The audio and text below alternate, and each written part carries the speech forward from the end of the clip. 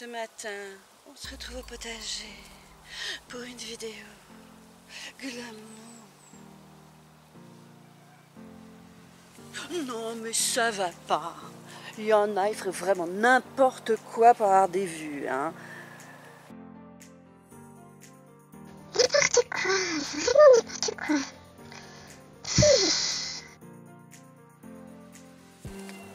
Bon bah non, hein, désolé, ça va pas être glamour du tout, hein. On va parler de purin d'ortie, de terreau à semis et puis de quelques autres petites choses. Allez, on y va. Alors j'ai profité d'un week-end à la montagne pour aller à la cueillette des orties. Alors les puristes vont dire oui, il faut le faire au printemps, c'est pas la saison, mais bon, moi j'en ai pas dans ma région, donc j'ai profité d'être à la montagne. Donc là, j'en suis à la phase de pesage et découpage des feuilles et des tiges grossièrement. Alors, il faut 1 kg de feuilles d'ortie et de branches d'ortie pour 10 litres d'eau de pluie. D'eau de pluie, si on a ce qu'il faut, évidemment. On met ça dans un grand bac à l'ombre.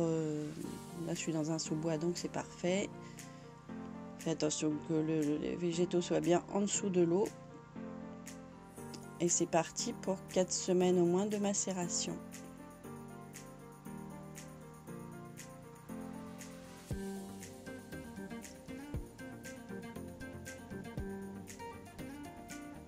Là, ça fait quelques jours déjà, on voit que ça a déjà commencé à bien travailler. Là, ça fait 3 semaines, donc là, ça sent bien le purin, hein, ça a bien bossé. On va encore laisser une petite semaine de macération. Donc, il faut remuer un peu de temps en temps. Voilà, là, on est au terme de la macération, ça fait 4 semaines, donc ça sent bien le purin, c'est un vrai bonheur. Il y a plein de mouches, évidemment, qui m'accompagnent hein, pour filtrer ce purin. Alors, on s'équipe bien parce que la première année que je l'ai fait, j'avais une paire de gants et bah, pendant 8 jours, j'ai les mains qui ont senti le purin d'ortie, donc c'est pas très agréable. Donc bah, du coup, je m'équipe vraiment bien. Maintenant, je mets 3 épaisseurs, comme ça au moins, je suis tranquille. Bon, je suis accompagnée par les mouches qui m'embêtent, évidemment. Ça fait partie du jeu. Alors, c'est très simple, hein, on filtre entonnoir, une passoire, une louche, des bouteilles de lait recyclé. Et allons-y pour la filtration, hein, c'est tout bête. Évidemment, tous ces instruments sont dédiés à ça, hein, on ne s'amuse pas à les remettre en cuisine après parce que l'odeur reste bien. Ça déborde. Le reste donc des feuilles et des branches va partir au compost qui sera très bon pour le compost. Donc là on prend des bouteilles de lait qui sont opaques parce qu'il ne faut pas que le purin voit le jour. Donc c'est pour ça que j'utilise ces bouteilles là, c'est très pratique.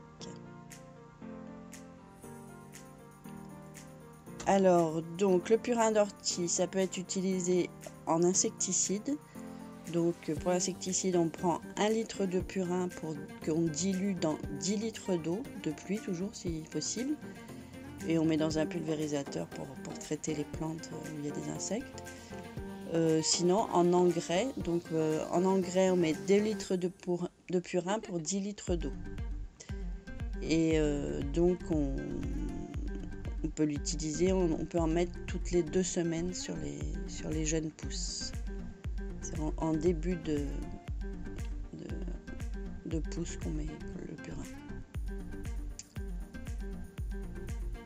Voilà, je vous mettrai ça, je vous mettrai la recette et le dosage en descriptif aussi de cette vidéo.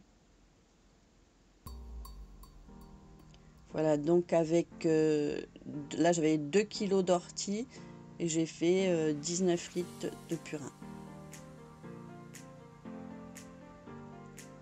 Voilà, un beau liquide vert pour nourrir nos petites plantes.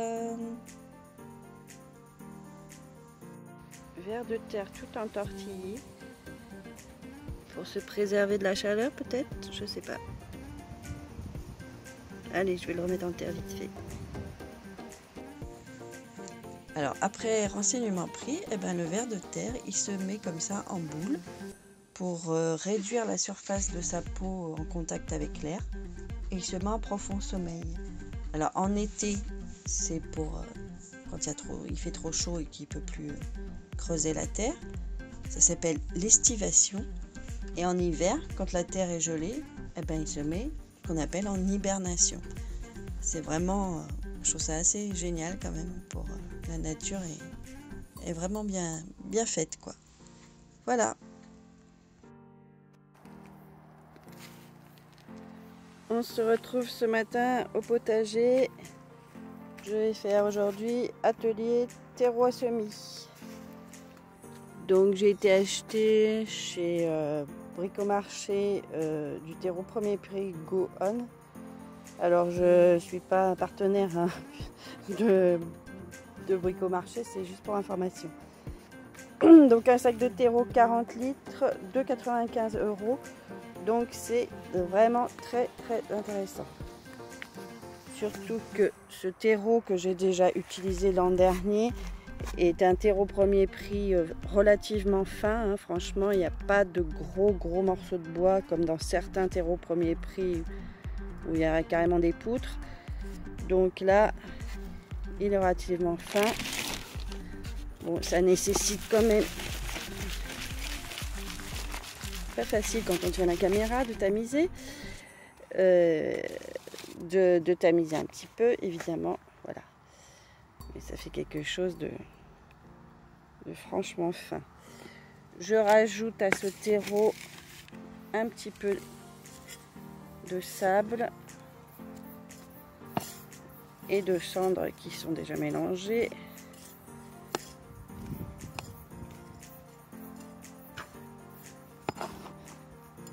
Et voilà. Donc un terreau pour les semis d'automne et qui sera prêt également pour le printemps.